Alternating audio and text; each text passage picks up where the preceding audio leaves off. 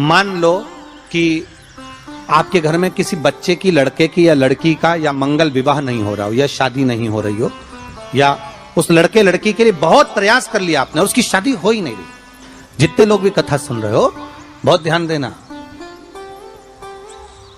ये जो पानी पीने का जो मटका होता है ना, जिसको हमारे यहाँ कलश कहा जाता है, हंडा कहा जाता है, जिसको हमारे यहाँ परिंडा कहा जाता है, मटका कहा जाता है, तो पहले जो मटका चलता था वो लाल कलर का चलता था, ठीक है। उस पे कलाकृति करते थे लोग, उस पे डिजाइन करते थे। आपके यहाँ भी होगा, जितने लोग कथा सुन रहे हो ना, आपके यहाँ भी मटका होगा, लाल कलर का चलता था। अभी अभी जो मटका चल रहा है ना, उसका कलर चेंज कर दिया गया। कौन सा कलर का हो गया? वो काले कलर का बेचने लगे। तो वो बेचने वाला क्या कहता है कि साहब ये सफेद, ये लाल जो मटका है ना, इस मटके से मजबूत अगर कोई मटका है तो वो काला है। बोलो सही है कि गलत है? अरे बोलो तो सही है ना। आप कभी जाओगे बाजार तो कह देगा, कुमार भी कह देगा, ये जो मटका है ना लाल वाला, इस लाल वाले मटके से मजबूत ये काला वाला मटका है, ये काला मटका है। और महाराज इससे पानी ज्यादा ठंडा ये कर देगा। पर शिव महापुराण की कथा, लिंग पुराण की कथा कहती है, और अगर आपने बैसाख मास की कथा को श्रवण कराओ, बैसाख की एक कथा होती है, उसको अगर आपने श्रवण कराओ तो उसमें वर्णन आता है कि घर के अंदर जहां पर आप पानी पीते हो, जिस स्थान पर अन्नपूर्णा निवास करती है, जिस स्थान पर अन्नपूर्णा का वासा होता है, रसोई घर में जहां पर भोजन बनता है, उस स्थान पर काला मटका नहीं रखा जाता। काला हंडा, काला मटका उस स्थान पर नहीं रखते। पर आज फैशन के हिसाब से, अरे साहब ये मटका थोड़ा कम ठंडा पानी देगा तो ये मटका ज्यादा ठंडा पानी देगा, तो उसको काले मटके को रखते। पर हमारा शास्त्र कहता है काला मटका लोग रखते कहाँ थे? पहले जो शास्त्र रीति थी, उस काले मटके को रखते थे जब मकान बनता था, जब प्रॉपर्टी बनती थी, जब जमीन बनती थी, जब जायदाद बनती थी, संपदा बनती थी, तो उस स्थान पर उस काले मटके को केवल नजरोटे के लिए, केवल हाय के लिए, केवल नजर के लिए रखा जाता। उसको लोग लेना पसंद नहीं करते।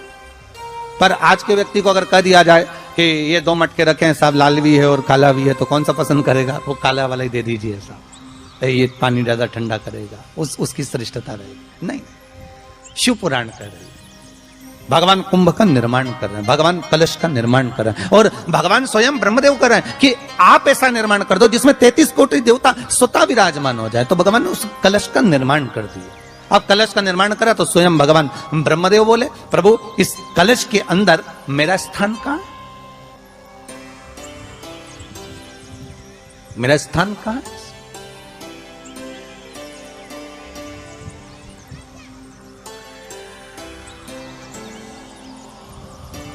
बहुत ध्यान देना महाराज, कलश का जो मुख होता है, उस मुख पर भगवान विष्णु का स्थान होता है।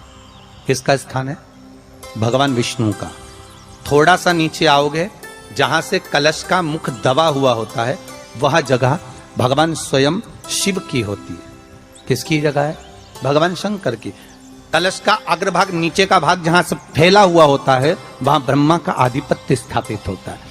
फिर कलश का जो नीचे का भाग होता है, वो भगवान शिव और शक्ति का स्थान होता है। कलश के बाहरी भाग में, जहां पर बाहर का हिस्सा होता है, उस कलश के बाहरी भाग में 33 कोटि देवताओं को भगवान शंकर ने लाकर विराजमान किया होता है। महाराज भगवान शंकर 33 कोटि देवताओं को निमंत्रण देकर उस कलश में विराजमान कर दिया।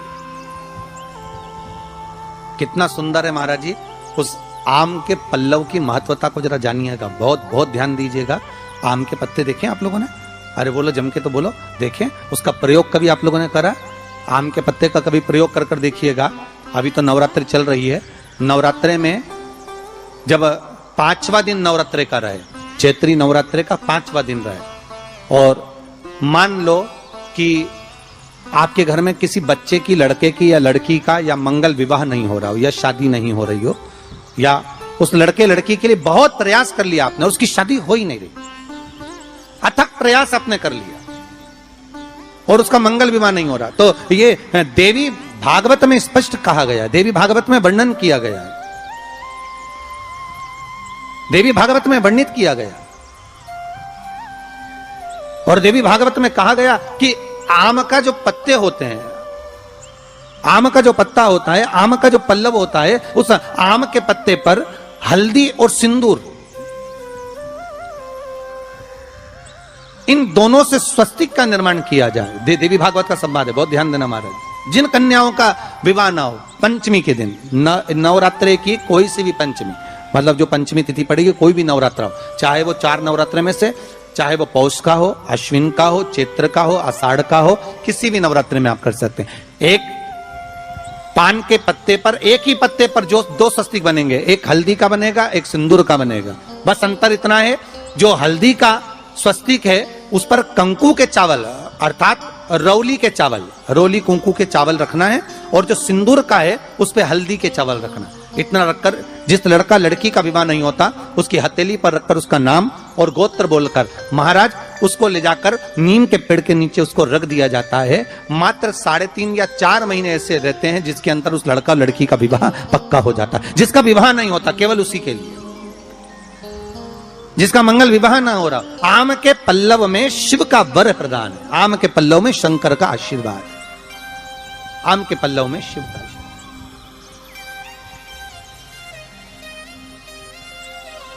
भगवान भूत भावन भूतेश्वर मेरे शिव, मेरे करुणा सागर मेरे शंकर, मेरे त्रिकालदर्शी, मेरे कैलाशी, मेरे भोलेनाथ स्वतः कह रहे हैं, हरि रति तुम रोती क्यों है, तुम्हारे रोने का कारण क्या है? प्रभु मेरे पति के साथ ये आम का पेड़ भी जलकर भस्म हुआ। आम का पेड़। भागवत जी किस किसने सुनी है? हाथ उठाओ जरा, जिन जिन ने भागवत जी सुनी है। आप लोगों ने सुनी है भागवत? रखिए हाथ।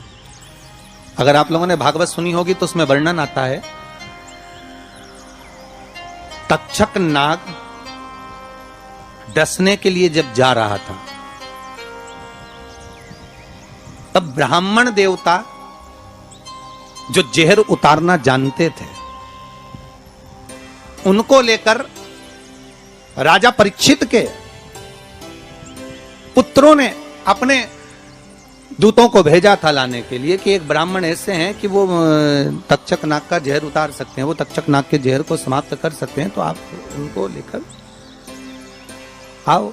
और वो तक्षक नाग का जहर उतारने वाले उस ब्राह्मण को लेकर जा रहे थे। तो सर्प ने विचार करा, तक्षक नाग ने कि बताओ ये तो गजब का काम कर रहा, अगर ये ब्राह्मण पहुंच गया तो ये ब्राह्मण तो सर्प का जहर उतार देगा। तो सांप तक्षक नाग को ये चिंता लग गई कि मेरे को ही डसना है और मेरे जहर ये उतार देगा, और डसने भी एक ही बार है और मरना चाहिए परीक्षित को श्राप लगा। अब करूं तो करूं क्या? तो सर्प ने विचार करा कि मैं एक रूप रख कर जाता हूं और इस ब्राह्मण की परीक्षा लेता हूं।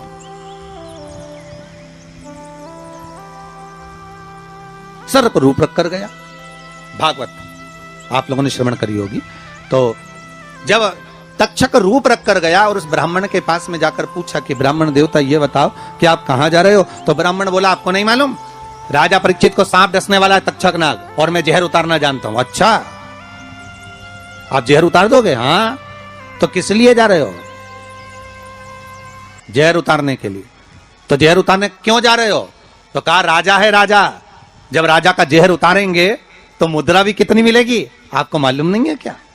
अच्छा ब्राह्मण देवता इसलिए जा रहे हो? हाँ। पर उसको तो किसी संत ने श्राप दिया। अरे तो श्राप संत ने दिया है, हम ब्राह्मण हैं, हमारा कर्म है किसी को बचाना, तो हम तो बचाएंगे। अच्छा आप में इतनी सामर्थ्यता है कि आप तक्षक नाग का जहर उतार दो?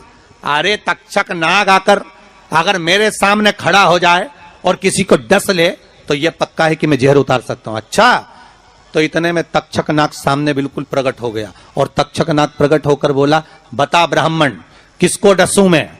ब्राह्मण ने कह दिया तुम्हारी मर्जी पड़े उसको डसो। सामने एक पेड़ था, उस पेड़ को ब्राह्मण ने, उस तक्षक नाग ने डस लिया। अब तक्षक नाग ने उस पेड़ को डसा और डसने के बाद में वो पेड़ पूरा जल गया, पूरा जल गया।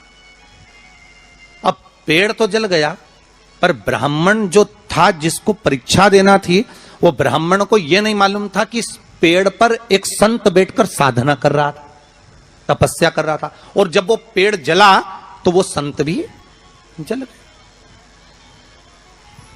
संत भी जल गया। अब जब संत जल गया, ब्राह्मण ने हाहाकार की आवाज जब सुनी तो आंखों में जल भर गया। आखिर हुआ क्या?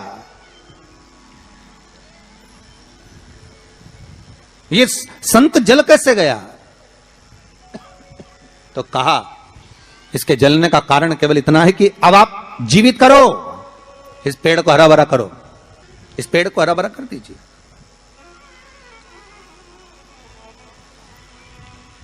और ब्राह्मण ने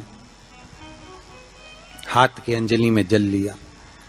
हाथ की अंजलि में जल लेकर ब्राह्मण उस जल को पेड़ के ऊपर छींट रहे थे, तो सबसे पहले ब्राह्मण ने यह मन में सोचा कि भोलेनाथ, शंभु, त्रिकालदर्शी है कैलाशी, कृपा ऐसी करना कि सबसे पहले जो पेड़ पर जो संत बैठा था वो जीवित होना चाहिए, जो वृक्ष पर संत बैठा है वो जीवित होना चाहिए।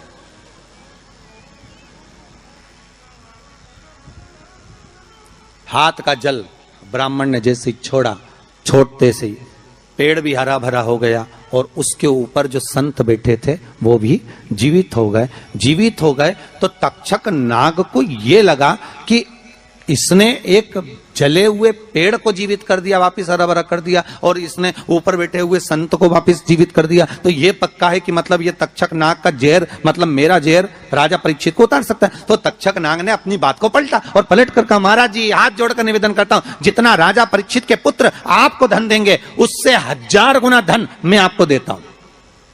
ब्राह्मण ने कहा ठीक है, अगर दक्षिणा से बड़ी दक्षिणा हमको एक ही जगह पर मिल रही है तो फिर हमें जाने की जरूरत क्या। ब्राह्मण ने दक्षिणा ली, वापिस मुड़ गया, वापिस मुड़ गया।